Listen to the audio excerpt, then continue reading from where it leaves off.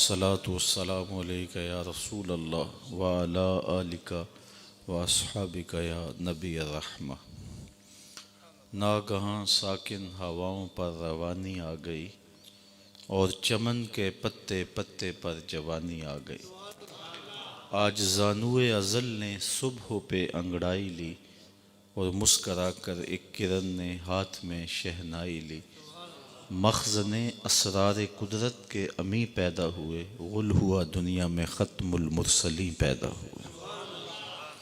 تمام حمد و ثنا، تعریف و توصیف اللہ جل مجدہ الکریم کی ذات بابرکات کے لیے، رسول رحمت، شفیع معظم، نبی محتشم، حضور ختم المرتبت صلی اللہ علیہ وآلہ وسلم کے حضور ناز میں اپنی عقیدتوں، ارادتوں اور محبتوں کا خراج پیش کرنے کے بعد واجب الاحترام ذوی الاحتشام عالی مرتبت علماء کرام، حضور علیہ السلام کی ثنا خوانی کا اعزاز پانے والے عالی مرتبت مہمانان محتشم، حضرات سامعین، خواتین و حضرات، السلام علیکم ورحمۃ اللہ وبرکاتہ۔ میرے سے قبل منظوم ہدیہ عقیدت آپ سماعت کر رہے تھے اور میرے بعد بھی یہ سلسلہ اللہ کی توفیق سے جاری رہے گا۔ تھوڑے وقت کے لیے چند باتیں آپ کے سامنے رکھنا چاہوں گا۔ معروف طرز کا خطیب تو نہیں ہوں کہ کوئی پرجوش خطاب کر سکوں، لیکن چند لمحوں کے لیے اگر آپ کی توجہ مجھے حاصل رہی تو ہو سکتا ہے کوئی باتیں ایسی اللہ زبان پہ جاری کر دے جو میرے اور آپ کے لیے نفع کا سبب ہوں۔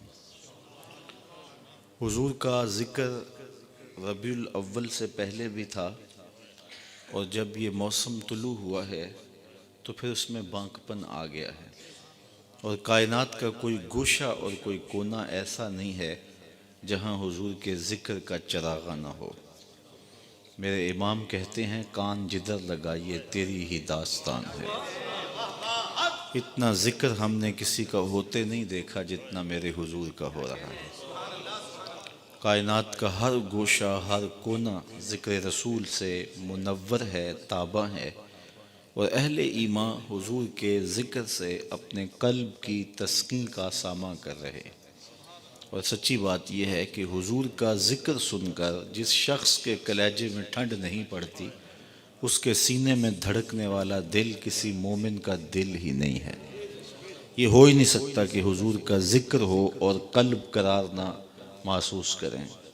میں یہ بات کہا کرتا ہوں کہ جب یہ موسم شروع ہوتا ہے تو اس شاخ کے اپنے رنگ ہیں، حضور کے ذکر اور حضور کے ساتھ محبت کے اظہار کے، لیکن دوسری جانب سے یہ آواز بھی آتی ہے کہ یہ سب کچھ کہاں لکھا ہے۔ تو مجھے حیرت ہوتی ہے کہ کیا حضور کے ذکر کے لیے بھی دلیل چاہیے؟ کبھی یہ دور بھی آنا تھا کہ امتی کو حضور کے ذکر کے لیے بھی دلائل چاہیے ہونے تھے۔ کیا کبھی ایسا ہوا ہے کہ پھولوں کا تذکرہ چھڑا ہو اور بلبل کہے کہاں لکھا ہے؟ بات شمع کی ہو رہی اور پروانہ دلیلیں ڈھونڈ رہا ہو، اور یہ بھی ممکن نہیں کہ بات سرکار مدینہ کی ہو رہی ہو اور امتی کو کسی دلیل کی ضرورت ہو۔ محب کے لیے اس سے بڑا سرمایہ ہی کوئی نہیں، کوئی اس کے محبوب کا ذکر چھیڑ دے، اور یقیناً ان کا ذکر ہمارے لیے ایک بہت بڑی دولت ہے۔ چلو تمہیں لیے چلتا ہوں دور رسالت مآب صلی اللہ علیہ وسلم میں۔ مسجد نبوی کا صحن ہے اور صحابہ جلوہ فراز ہیں۔ آپس میں گفتگو ہو رہی ہے تو حضور تشریف لے آئے۔ صحابہ کو دیکھا تو کہا، ما اجلسکم، صحابہ کیوں بیٹھے ہو؟ تمہیں کس چیز نے بٹھایا ہے؟ تمہارے جلسے کا مقصود کیا ہے؟ ما اجلسکم، وہ کون سی شے ہے جس نے تمہیں یہاں بٹھایا ہے؟ آپ سے بھی کوئی پوچھ سکتا ہے نا کہ رات تو بھیگ گئی ہے اور آپ ابھی تک یہاں بیٹھے ہیں، تو کیا وجہ ہے؟ تو اس کو کوئی جواب تو دیں گے آپ۔ تو صحابہ سے حضور نے پوچھا، ما اجلسکم، یہاں کیوں بیٹھے ہو؟ تو سنو انہوں نے کیا جواب دیا۔ کہا، جلسنا نذکر اللہ ونحمدہ علی ما ہدانا للاسلام ومن علینا بک۔ ہمارے بیٹھنے کا مقصود یہ ہے کہ اللہ نے آپ کی صورت میں ہمارے اوپر جو انعام کیا ہے اس پر رب کا شکر ادا کر رہے ہیں. یہ کرم نوازی ہوئی کہ آپ مل گئے. حضرت حسان بن ثابت رضی اللہ تعالی عنہ کا لہجہ سننا چاہو تو وہ کہا کرتے تھے منا علینا ربنا ام بعث فینا محمدا صلی اللہ علیہ وسلم. اللہ نے ہمارے اوپر احسان کیا ہے کہ ہمیں حضور عطا کر دیا. شاید اسی کا ترجمہ کسی نے کیا فضل رب العلا اور کیا چاہیے, مل گئے مصطفیٰ اور کیا چاہیے. تو کہا حضور ہم اس لیے بیٹھے ہیں کہ آپ کی صورت میں جو انعام ہوا ہے اس پر رب کا شکریہ ادا کر رہے ہیں. بات تو سادہ سی تھی لیکن حضور نے فرمایا کیا تم اس بات پہ قسم دے سکتے ہو کہ اسی لیے بیٹھے ہو؟ تو صحابہ حیرت زدہ تو ہوئے لیکن برجستہ عرض کی حضور ہم قسم دیتے ہیں کہ ہمارے بیٹھنے کا کوئی اور مقصد نہیں تھا, ہم اسی لیے بیٹھے ہیں. تو باقاعدہ صحابہ نے قسم دی, حضور نے ان سے قسم لی. جب قسم دے چکے صحابہ تو پھر حضور نے فرمایا کہ میں تم سے جو قسم لی ہے یہ کسی تہمت کی بنیاد پر نہیں لی, تمہارے قول کی صداقت میں کوئی شک نہیں تھا کہ میں نے قسم سے تصدیق چاہیے, بلکہ ماجرا کچھ اور تھا, اور وہ یہ کہ تم یہاں بیٹھے تھے, میں حجرے میں تھا, اتانی جبریل علیہ السلام, تو میرے پاس جبریل امین آئے اور انہوں نے مجھے آ کے کہا ہے محبوب ذرا باہر تو نکل کے دیکھو, صحابہ تمہارے اس عمل پر اللہ فرشتوں میں فخر کر رہا ہے. ان اللہ یباہی بکم الملائکہ, تمہارے اس عمل پر اللہ فرشتوں میں ناز کر رہا ہے. تو اس لیے میں نے تم سے قسم لی ہے. قسم بعض اوقات واقعہ کی اہمیت کو اجاگر کرنے کے لیے لی جاتی. تو یہ جبریل امین کے ذریعے سے پیغام آیا ہے کہ تمہارے اس عمل پر رب ناز کر رہا ہے کہ میں نے ایک نعمت دی تھی, کتنے شکر گزار ہیں کہ اب بھی اس کا شکر ادا کر رہے ہیں. تو اللہ کی رحمتوں سے کوئی بعید نہیں کہ آج کی مجلس قبول فرما لی جائے اور رب فرشتوں سے کہے کہ دیکھو صدیاں بیت گئیں, ایک انعام دیا تھا اور یہ سرد راتوں میں بیٹھ کے اس انعام کی یاد تازہ کر رہے ہیں. اور یہ میرے اور آپ کے لیے بہتری اور خیر کی ضمانت بن جائے تو یہ میرا اور آپ کا یہاں بیٹھنا یقیناً اس نعمت کے شکرانے کے طور پہ ہے. سچی بات یہ ہے کہ حضور نہ ملتے, تشریف فرما نہ ہوتے, خدا شناسی تو بہت بڑی دولت ہے, ہمیں خود شناسی کا نور بھی نہ ملتا, ہمیں اپنی ذات سے آگہی بھی نہ ملتی اگر حضور تشریف نہ لاتے, خود ہی کا تعقل بھی نہ ملتا. ہم کون ہیں, ہماری شخصیت کیا ہے, ہمارے آنے کا مقصد اور مدعا کیا ہے, یہ بھی سمجھ نہ آتی اگر حضور نہ آتے. اور جس کو یہ بھی پتہ نہ ہو کہ میں کون ہوں, اقبال نے کہا تھا نا اپنے من میں ڈوب کر پا جا سراغ زندگی, میرا نہیں بنتا تو نہ بن, اپنا تو بن. اور جو اپنا بھی نہ ہو, جس کو یہ بھی نہ پتہ ہو کہ میں کون ہوں, میری شناخت کیا ہے, میری پہچان کیا ہے, تو اس کے پلے ہوتا کیا ہے. اب اس انسان کی رسوائی دیکھیے کہ اس کی تقدس مآب پیشانی بتوں کے چرنوں میں جھکتی رہی ہے. یہ اشرف المخلوقات ہو کے وَلَقَدْ كَرَّمْنَا بَنِي آدَمَ کا تاج اس کے سر پہ ہے, لیکن پتھر کی مورتیوں کے آگے سجدہ ریز ہوتا رہا. انسان کی تاریخ اتنی شرمناک ہے اور اتنی دردناک ہے کہ اس نے درختوں کو, اجرام فلکیہ کو, نباتات کو, بہائم کو, چوپایوں کو, حشرات الارض کو, سانپوں اور بچھوؤں کو, حتیٰ کہ مچھلی پکڑنے کے لیے کانٹے کے ساتھ جو کیچوا لگایا جاتا ہے اس کو بھی اپنا معبود سمجھا ہے. اپنے ہاتھوں کے تراشیدہ پتھر, مٹی اور لکڑ کے صنم اور وثن اس کے معبود رہے ہیں, اور اسے پتہ ہی نہیں تھا کہ یہ چیزیں میری خدمت, ضرورت اور نوکری کے لیے بنائی گئی. یہ درخت اس لیے بنائے گئے تھے نا کہ اس کو چھاؤں دیں, اس کے ایندھن کے کام آئیں, اس کو آکسیجن فراہم کریں, اس کو پھل دیں, لیکن یہ ان کو اپنا معبود سمجھ رہا ہے. یہ جانور اس کی سواری کے لیے, اس کی بار برداری کے لیے, اس کی غذائی ضروریات کے لیے پیدا کیے گئے ہیں, یہ ان کو اپنا معبود سمجھ رہے. یہ چاند, سورج, ستارے, اجرام فلکیہ یہ اس کی راہوں میں روشنی اجالنے کے لیے اور اس کے ذوق نظر کی تسکین کے لیے پیدا کیے گئے تھے, لیکن یہ ان کو اپنا معبود سمجھ رہا ہے. اس کو پتہ ہی نہیں کہ یہ پوری کائنات میرے لیے بنائی گئی ہے. اے تماشا گاہے عالم روئے تو کجا بہرے تماشا امیر ابھی. تو یہ جو چیزیں اس کے لیے بنائی گئی ہو والذی خلق لکم ما فی الارض جمیعا، سب کچھ انسان کے لیے بنایا گیا، لیکن یہ ان کو اپنا معبود سمجھ رہا ہے۔ یہ تو میرے حضور آئے جنہوں نے آ کے بتایا میاں یہ تیرے معبود نہیں ہے، تیری دہلیز کے نوکر ہیں۔ اس چاند کو پوچھتا ہے، یہ دیکھ انگلی اٹھتی ہے اور یہ ٹکڑے ہو کے قدموں میں آتا ہے۔ اس سورج کو پوچھتا ہے، یہ دیکھ ہاتھ اٹھتے ہیں اور یہ بھاگتا ہوا عصر کے وقت پہ آتا ہے۔ ان درختوں کو پوچھتا ہے، جا میں نہیں تو ہی کہہ دے تو یہ اللہ کا رسول بلا رہا ہے، تو بھاگ کے قدموں میں سلامی پیش کی یا نہیں کی؟ پتھروں کو پوچھتا ہے، یہ دیکھ پتھر کے ٹکڑے ابو جہل کے ہاتھ میں کلمہ محمد عربی کا پڑھ رہے ہیں۔ اب انسان کی آنکھ کھلی کہ میں کون ہوں اور میری شناخت کیا ہے۔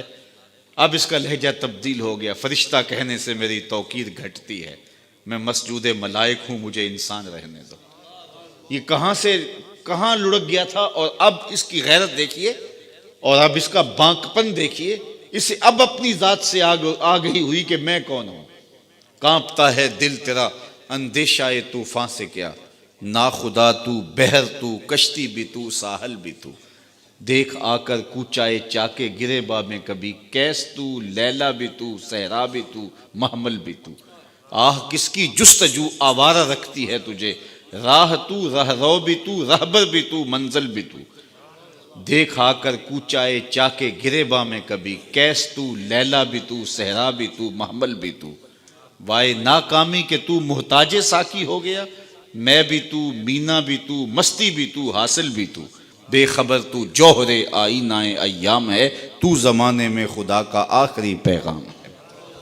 اسے اب پتہ چلا میں خلیفۃ اللہ ہوں، میں دھرتی کا جھومر ہوں، میرے دم سے کائنات کے رنگ ہیں، اور اسے اپنی ذات سے آگہی نصیب ہوئی۔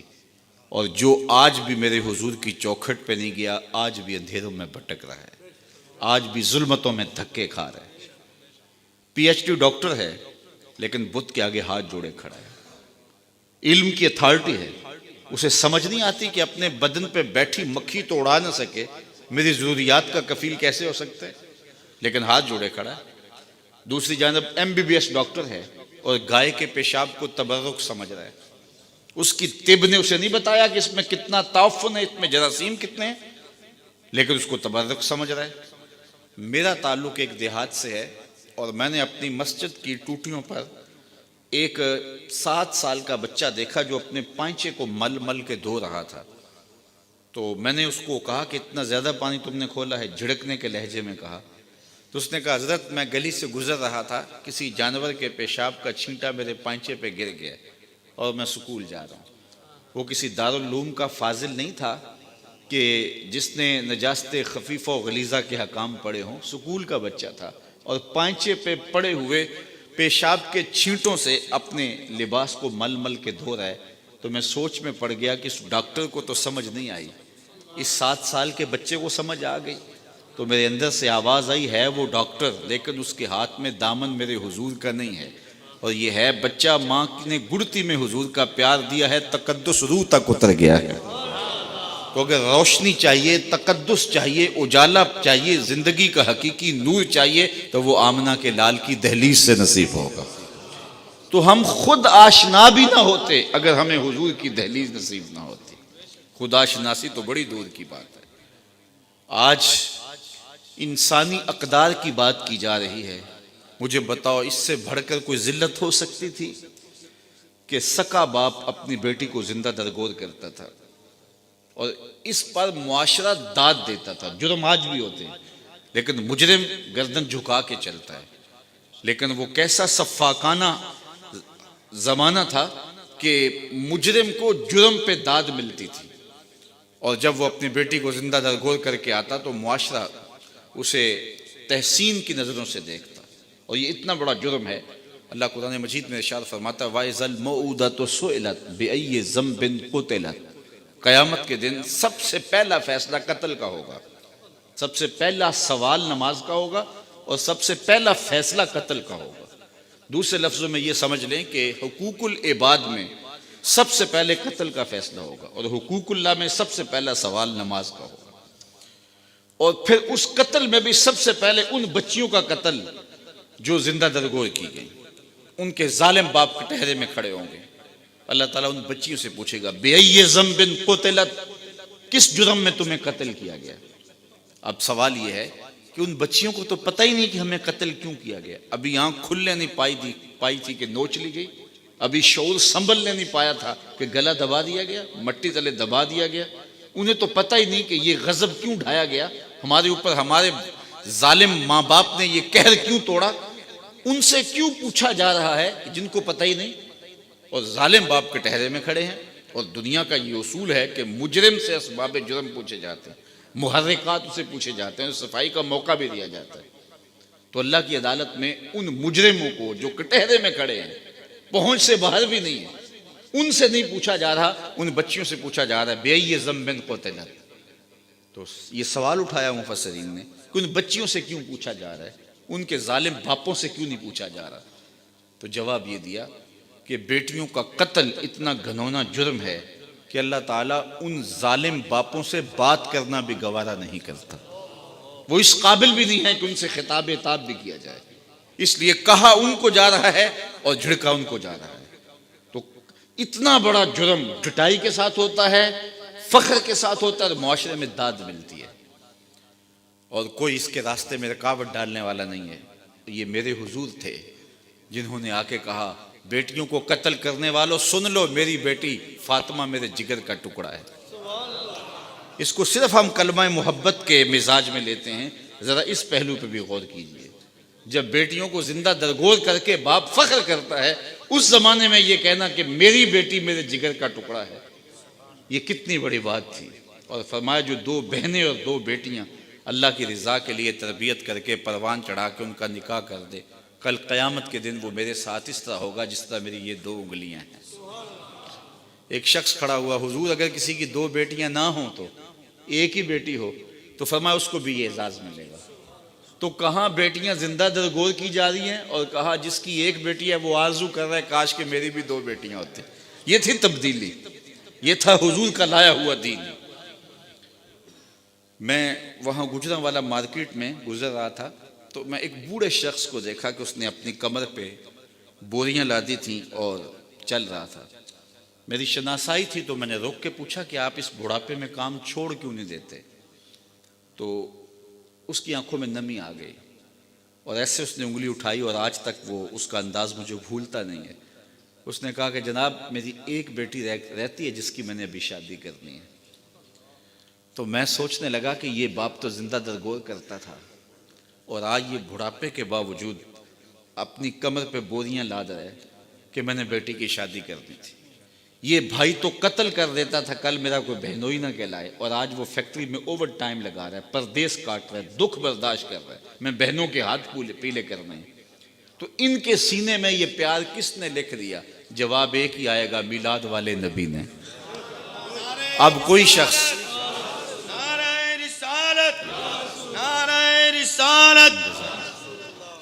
اب وہ بیٹی جس کو زندہ درگور کر کے باپ فخر کرتا تھا, اسی بیٹی کے لیے آج باپ اپنی جھکی ہوئی کمر پہ بوریاں لاد کے مزدوری کر رہا ہے. اس بیٹی کو عزت دی, اور جب بیٹی کو رخصت کرتا ہے تو باپ کی آنکھیں نمناک ہوتی ہیں. کوئی بندہ کہے اس بیٹی کو کہ تو حضور کا میلاد نہ منایا کر, میرے پاس یہ اتنے دلائل موجود ہیں, تو وہ کہے گی منہ ادھر کر, مجھے تو عزت ہی حضور نے دی ہے, مجھے تو وقار ہی حضور نے دیا ہے. مولانا ظفر علی خان بولے ہم جس میں بس رہے ہیں وہ دنیا تم ہی تو ہو, ہمارا تو سب کچھ ہے ہی حضور ہے. ایک تو ہی ہوتے ہیں میریاں آساں دا سہارا, دس کنوں کراں جے تینوں نہ کراں یاد. بہن کی آبرو نہیں تھی, حضور علیہ السلام حضرت شیمہ کے ساتھ جو پیار کی, انوکھی داستان رقم کی. جب ان کے قبیلے کے لوگ پکڑے گئے اور وہ حاضر خدمت ہوئی اپنے لوگوں کو چھڑانے کے لیے, تو حضور استقبال کے لیے کھڑے ہو گئے, اور پھر حضور نے چند گھوڑے اور چند جوڑے دیے اور پوچھا کہ کدھر آئی ہو, تو انہوں نے کہا کہ اس مقصد کے لیے آئی ہوں. تو فرمایا تم نے ویسے پیغام بھیج دیا ہوتا. اللہ اکبر.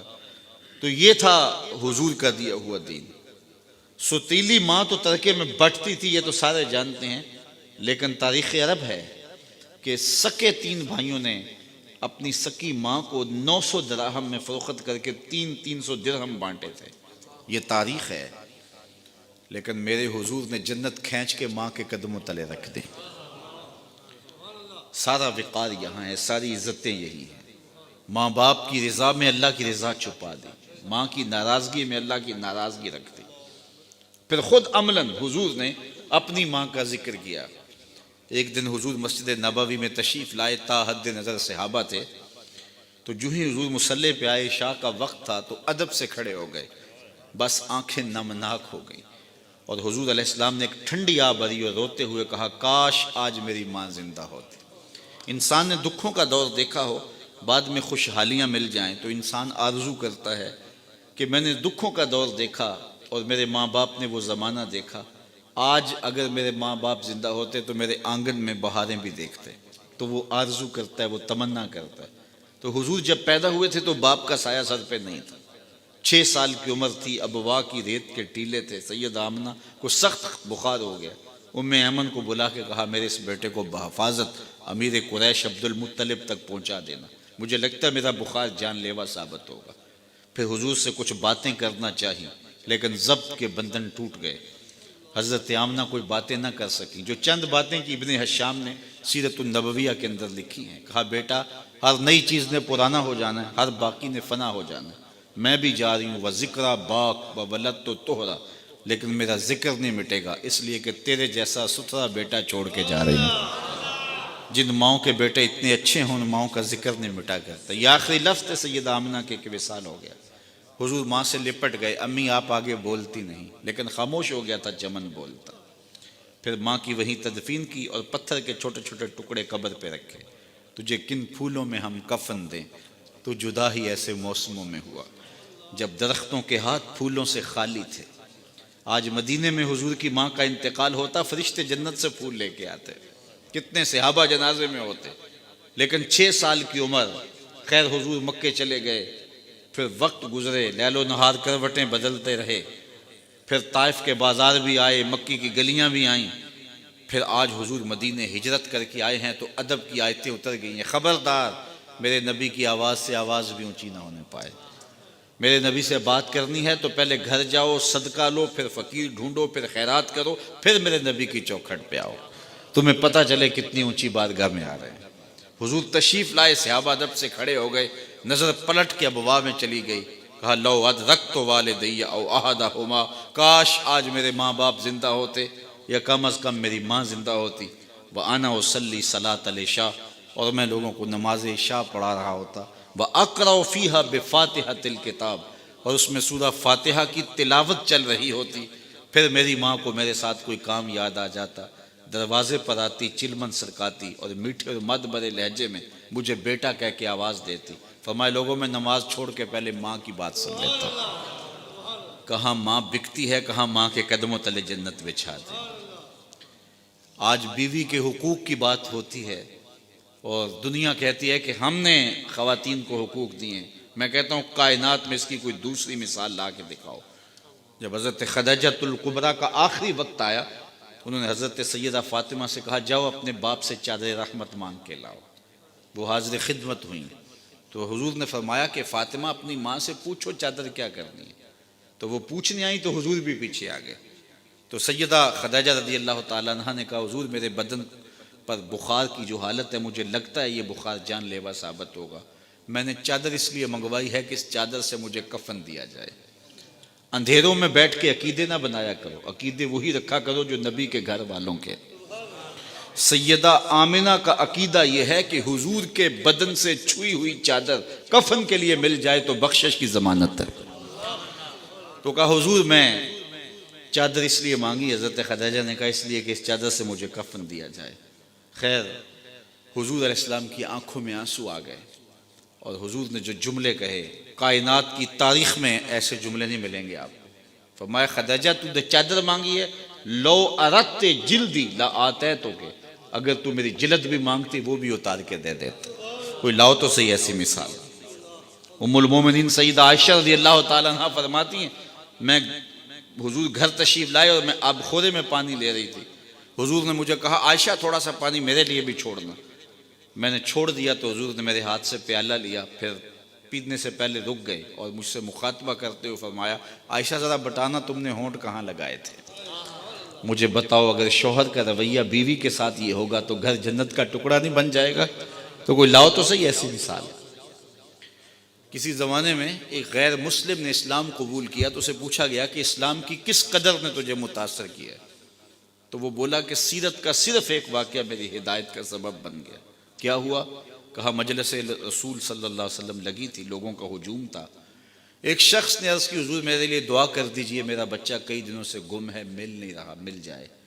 قبل اس سے کہ حضور کے ہاتھ اٹھتے اور اجابت کے سارے در کھل جاتے، ایک شخص مجلس میں موجود تھا، کھڑا ہو گیا، حضور میں ابھی فلاں باغ کے قریب سے گزر کے آیا ہوں اور میں اس کے بچے کو جانتا ہوں، وہاں میں نے بچوں کے ساتھ کھیلتے ہوئے دیکھا ہے۔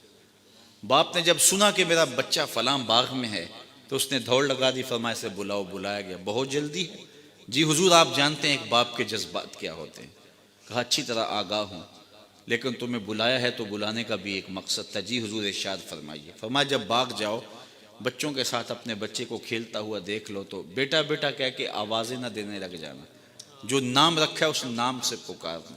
عرض کی حضور میرا بیٹا ہے، اگر میں بیٹا کہہ کے پکاروں گا تو حرج بھی کیا ہے؟ فرمایا تم کئی دنوں سے بچھڑے ہو، تمہارے لہجے میں بلا کا رس ہوگا اور تم نہیں جانتے، ہو سکتا ہے کھیلنے والوں میں کوئی یتیم بھی کھیل رہا ہو، اور جب تم اپنے بیٹے کو بیٹا کہہ کے پکارو گے، اتنا میٹھا لہجہ ہوگا تو اس کے دل پہ چوٹ لگے گی، کاش آج میرا باپ ہوتا تو مجھے بھی بیٹا کہہ کے پکار۔ کہا یہ شوق گھر جا کے پورا کر لے، کوئی لاؤ تو صحیح کائنات میں ایسا۔ بیوہ کے سامنے اپنی بیوی سے پیار کرنے سے روکا گیا، یہ شریعت بیضا کا مزاج ہے۔ غریب کے سامنے اپنی دولت کی نمائش کرنے سے منع کیا گیا ہے، بلکہ میرے حضور نے یہاں تک فرمایا اپنے گوشت کی خوشبو سے غریب ہمسائے کو تکلیف نہ دو، یا تو تھوڑا سا پانی زیادہ ڈال لو اور شوربے کی ایک پیالی ہمسایوں کے گھر بھی بیچ دو، اور اگر ایسا نہیں کر سکتے تو ایسے زاویے میں کھانا پکاؤ کہ اس کے بچوں تک مہک نہ پہنچے۔ بچے ہوتے ہیں، ضد کر بیٹھے تو وہ مزدور کیسے ضد پوری کرے گا؟ ان بلکتے بچوں کے آنسو کون پوچھے گا؟ وہ کیا کسی نے کہا نا دوپہر کو سلا دیتی ہے بچوں کو وہ اس ڈر سے، دوپہر کو سلا دیتی ہے بچوں کو وہ اس ڈر سے، گلی میں پھر کھلونے بیچنے والا نہ آ جائے۔ تو کہا حضور کی سیرت کے اس واقعہ نے کہ یتیم کے سامنے اپنے بچے سے بھی پیار نہیں کرنا اور اس کو بھی جو ہے وہ بیٹا کہہ کے آواز نہیں دینی، اس نے مجھے بتایا کہ کتنی نزاکت قلبیہ کا لحاظ رکھنے والے حضور ہیں۔ رب بھی قرآن میں کہتا ہے عزیز علیہ ما عنتم، تمہارا مشقت میں پڑنا نبی پہ گراں گزرتا ہے۔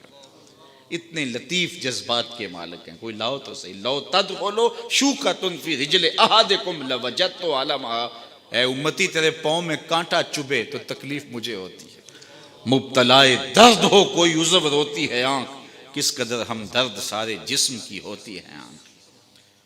ایک خاتون تھی جس کا توازن عقلی ٹھیک نہیں تھا، ایک دن حضور ممبر پہ تشریف فرما تھے، وہ دروازے پہ آئی اور حضور کو اشارہ کیا کہ میری بات سنو۔ حضور اٹھ کے دروازے پہ چلے گئے۔ مجھے معاف کرنا، یہ جو پیری مریدی کا ہمارے ہاں کلچر ہے یہ نبوی مزاج سے ٹکراتا ہے۔ آج پیر بت بن کے بیٹھا ہوا ہوتا ہے، اس کا سٹیٹس نہیں دیکھا جاتا۔ رسول اللہ سے بڑا سٹیٹس کس کا ہو سکتا ہے؟ اس بڑھیا کی بات سننے کے لیے حضور تشریف لے جاتے ہیں۔ اس نے کہا میں آپ سے کوئی باتیں کرنی ہے؟ کہا جی بالکل کرے۔ فرمایا کیجئے جو کہنا ہے کہو۔ اس نے کہا یہاں نہیں۔ کہاں؟ کہا کہ آپ باہر کھلی جگہ پہ تشریف لے جائیں، میں وہاں آپ سے کوئی باتیں کریں۔ حضور وہاں چلے گئے۔ کڑکتی دھوپ، عرب کا موسم، اور اس عورت کا توازن عقلی بھی ٹھیک نہیں ہے، پھر باتیں سننے کے لیے جس کو حضور مل جائیں، وہ کیا کسی نے کہا نا اسی شوق میں کی ہیں تجھ سے ہزار باتیں، اسی شوق میں کی ہیں تجھ سے ہزار باتیں، تیرا حسن تیرے حسن بیاں تک دیکھوں۔ تو اس نے لمبی باتیں کی، جب تھک ہار کے خود جانے لگی تو صحابہ کہتے ہیں ہمیں غصہ تو بڑا آ رہا تھا اس عورت پہ لیکن کہہ کچھ نہیں سکتے تھے، حضور خود دھیان سے سن رہے تھے۔ جب تھک کے جانے لگی تو ہم نے عرض کی حضور اس عورت کا توازن عقلی ٹھیک نہیں ہے، لوگ اس کو دیکھ کے راستہ بدل لیتے، جس کے پاس کھڑی ہو جاتی ہے پھر جان نہیں چھوڑتی۔ آپ کا وقت قیمتی، بدن نازک اور کار نبوت کی اہم ذمہ داریاں، آپ ایسی ویسی عورتوں کی باتیں نہ سنا کریں۔ تو حضور نے فرمایا عمر پورے مدینے میں اس بیچاری کی کوئی نہیں سنتا، میں بھی نہ سنوں، ایک تو ہی ہوتے ہیں میری آساں دا سہارا، دس کنوں کراں جے تینوں نہ کراں یاد۔ تو کیا میں اس آقا کا میلاد نہ مناؤں؟ یار ساری زندگی میلاد میں گزار دوں، حق کے شکر پھر بھی ادا نہ کیا۔ سویر کو بھی میلاد، شام کو بھی میلاد، دن کو بھی میلاد، رات کو بھی میلاد، ساری زندگی اس آقا کے نام لگا دوں، حق کے شکر پھر بھی ادا نہ ہو۔ ہم اپنے میلاد کو چند دنوں تک محدود نہ کریں، پوری زندگی پر پھیلا لیں حضور کے میلاد کو، اور آقا کی غلامی اور حضور کی نیاز مندی اور حضور کی نوکری کا حق ادا کریں۔ حق ادا فی نفس ہی ہو تو سکتا نہیں ہے، لیکن اپنی زندگی ساری ان کے نام لگا دیں۔ جئیں تو حضور کے لیے، مریں تو حضور کے لیے، زندگی کی ایک ایک سانس وقف کر دیں حضور کے لیے۔ جن کے لب پہ رہا امتی امتی، یاد ان کی نہ بھولو نیازی کبھی، وہ کہیں امتی تو بھی کہہ یا نبی، میں ہوں حاضر تیری نوکری کے لیے۔ اپنی زندگی کی ایک ایک سانس حضور کے نام لگا کر کے حضور علیہ السلام کی غلامی، حضور کی نیاز مندی اور حضور کی نوکری اختیار کر کے ہم حضور علیہ السلام کی رضا اور حضور علیہ السلام کی محبت اور حضور کا پیار حاصل کر سکتے ہیں۔ میں ایک بات کہا کرتا ہوں کہ یہ میلاد تو عربی کا لفظ ہے، اس کو اردو میں یوم ولادت کہتے ہیں اور انگلش والے اس کو برتھ ڈے کہتے ہیں۔ تو جب کسی کی برتھ ڈے پہ آپ جاتے ہیں تو خالی ہاتھ جاتے ہیں یا کچھ تحفہ لے کے جاتے ہیں؟ تو کوئی تحفہ تو لے کے جاتے ہیں نا، اور تحفہ بھی وہ لے کے جاتے ہیں جس سے وہ خوش ہو۔ بچہ ہو تو کھلونا لے جاتے ہیں، بڑا ہو تو اس کی مزاج کے مطابق وہ چیز لے جاتے ہیں۔ تو حضور کے میلاد پہ آئے ہو پھر کوئی حضور کو بھی تحفہ پیش کرو، تو تحفہ وہ پیش کرو جس سے حضور خوش ہوں گے۔ حضور کس سے خوش ہوں گے؟ خود حضور سے پوچھ لیجئے۔ حضور فرماتے ہیں وَجُعِلَتْ قُرَّةُ عَيْنِي فِي الصَّلَاةِ، میری آنکھوں کی ٹھنڈک نماز میں رکھی گئی ہے۔ تو کیا آج کے اس محفل میلاد میں ہم عزم کر کے اٹھیں؟ خیر سے جتنے لوگ آئے ہیں ان میں سے تو شاید کوئی ہو جو نماز نہ پڑھتا ہو، لیکن یہ عزم کر کے اٹھیں کہ ہمارے خاندان کے اندر کوئی بے نمازی نہیں رہے گا۔ اتنے زور کے ساتھ ہم کام کریں گے، اتنی شدت کے ساتھ ہم کام کریں گے، اتنی محنت سے ہم کام کریں گے، اتنے خلوص سے ہم کام کریں گے کہ وہ مجبور ہوگا ایک دن تجھ کو بھی جیت لیں گے ہم محبت کے زور پر۔ تو اتنا پیار سے کام کریں گے کہ وہ مجبور ہو جائے گا۔ اپنی مسجدوں کو رونق دو، اپنی پیشانیوں کو سجدوں سے آشنا کرو، سویر شام حضور پہ درود پڑھو اور زندگی کی ایک ایک ساتھ حضور کے نام پہ لگا دو۔ اقبال کا سارا فلسفہ نچوڑو تو جو رس نکلتا ہے، جو جوس نکلتا ہے وہ یہ ہے کہ محمد سے وفا تو نے تو ہم تیرے ہیں، یہ جہاں چیز ہے کیا لوح و قلم تیرے ہیں۔ اقبال کہتا ہے حضور سے وفا کر لو، پھر تختی بھی تمہیں دے دیں گے، قلم بھی تمہیں دے دیں گے، جو لکھنا ہوا لکھ لینا، پھر تیری تقدیر کے فیصلے واشنگٹن میں نہیں ہوں گے بلکہ خدا بندے سے خود پوچھے گا بتا تیری رضا کیا ہے۔ وآخر دعوانا